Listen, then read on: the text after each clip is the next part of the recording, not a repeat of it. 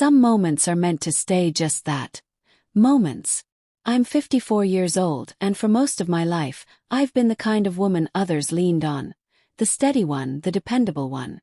I married early, raised 2 daughters, worked part-time at the local museum, and lived a quiet life. Love, to me, was always meant to be calm, consistent, something you grew into, not something that swept you off your feet or caught you in a blur of confusion. I never thought I'd find myself in a moment I couldn't explain. But that's exactly what happened on a summer afternoon I'll never forget. Please, if you're listening, don't make the mistake of thinking it can't happen to you. It was a long, hot week when I agreed to house-sit for my lifelong friend, Lila. She and her husband were away on their anniversary trip, and she'd asked me to check in on things. Feed the cat, water the ivy plants, keep an eye on the place. Their son, Caleb, was supposed to be at a friend's house all weekend, so I assumed I'd have the house to myself. Lila's place had always carried a kind of warmth for me. Vaulted ceilings, honey-colored floors, sunlight dripping in through big bay windows. The scent of blooming jasmine clung to the backyard air. I'd taken their golden retriever, Max, for a long walk and returned dusty and glowing with sweat.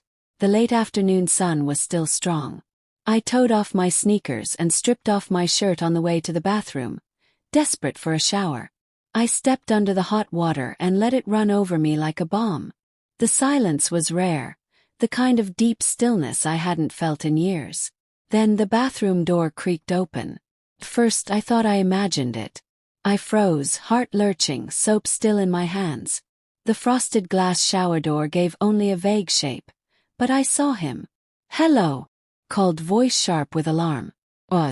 Then, sorry. I didn't know anyone was here. It was Caleb, Lila's 17-year-old son. My stomach twisted. He must have come home early. I grabbed the towel and covered myself behind the fogged glass. "It's okay. Just close the door, please," I said, trying to sound calm. "Oh my God, I'm so sorry." "I'll go." His footsteps faded down the hall. I stood there, the water suddenly too hot, my pulse racing. I was mortified. But underneath the shock was something else I hadn't felt in a long time, something I couldn't name. When I finally turned off the water, I wrapped myself in a towel and tiptoed to the guest room. I changed into jeans and a loose blouse, then ventured out. Caleb was in the kitchen, nervously drinking from a can of soda.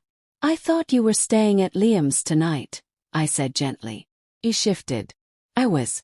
But his mom had some emergency and sent us all home. I didn't know you were here." We both stood there in the thick air of awkwardness. "It's fine," I finally said. "Just a misunderstanding." His eyes flicked up, flushed. "You're not mad?" "No. Just knock next time." He let out a nervous laugh, and the tension thinned a little. Later I cooked something simple, spaghetti with garlic bread, and he offered to help. I let him mince garlic, mostly to give his hands something to do. I caught him stealing glances at me more than once. I should have been unsettled, but I wasn't. I felt something strange blooming in my chest. We ate quietly in the dining room, Max snoring beneath the table, the late summer evening curling around the windows like silk. Caleb talked about school, about how senior year felt like both an ending and a beginning. I listened, really listened to this thoughtful, almost grown boy.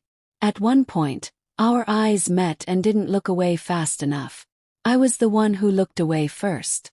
After dinner, he retreated upstairs. I cleaned the kitchen and tried to convince myself it had all been a simple accident. That night I couldn't sleep. My mind wouldn't quiet. The ceiling felt too low, pillow too warm, and in the spaces between breaths, I heard my own thoughts, louder than I liked. The next morning, I padded out to the kitchen and found Caleb already pouring cereal. His hair was rumpled, and he wore a plain gray shirt that made him look even younger, yet older too.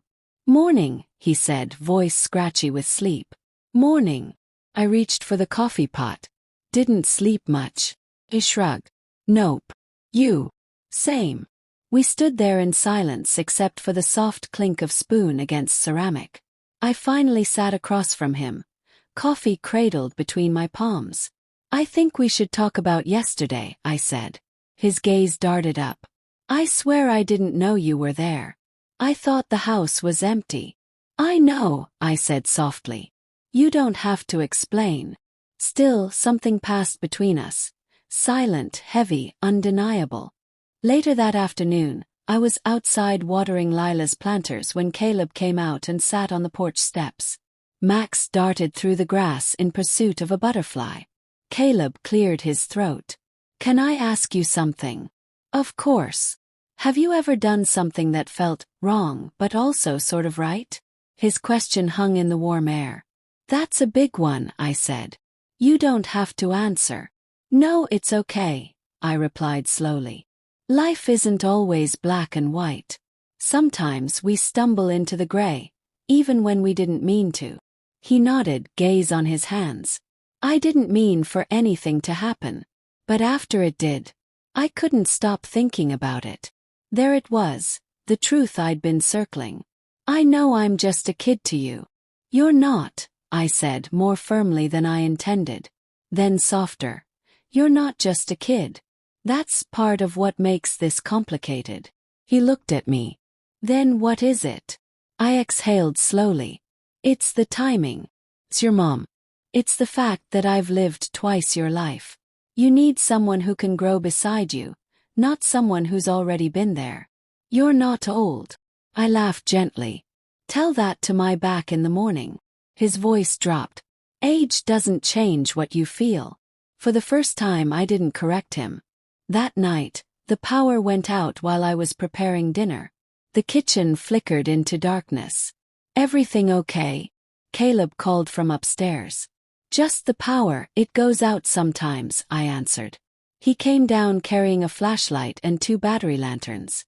We ended up in the living room, sipping lemonade by their dim, humming light.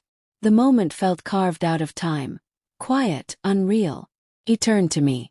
Can I ask you something else? Go ahead. Why do you look sad when you think no one's watching? I stared at him. No one's ever asked me that, I said. He waited. I think I got used to being needed. As a wife, a mother, friend.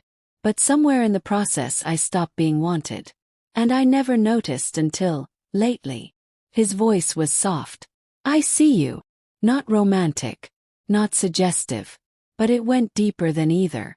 Caleb, I'm not trying to push anything. I just don't want you to feel invisible. Tears rose uninvited. I set my glass down and stood. I should sleep. Long day. Good night, Elise, he said. It was the first time he used my name like it meant something. Good night, Caleb. The next morning the house felt different. Ill. Heavy. He walked in slowly, coffee in hand. I know this isn't forever, he said. I know it can't be anything. But I won't forget it. What you gave me. I didn't give you anything, I whispered. You gave me a moment. I sat down at the table. It was a moment, I said. And it mattered. But you have your whole life to live. People your age to meet. Mistakes to make that won't cost as much. He nodded. You made me feel seen, I added. And I needed that more than I realized. But knowing where the line is, that's my job. You didn't cross it, he said. Maybe not. But I got too close. That afternoon I cleaned quietly, wiping the kitchen counters with extra force, folding towels like I could fold the thoughts back into place. Before bed, I slipped a note under Caleb's door. It read, Some moments are meant to be memories, not destinations. Thank you for seeing me. Be good to yourself, Caleb. I didn't see him again that night. I left before Lila returned. I patted Max's head, locked the door and drove away. The road blurred past like time unspooling. Nothing happened, not really. But something had changed. Not just in him. Me.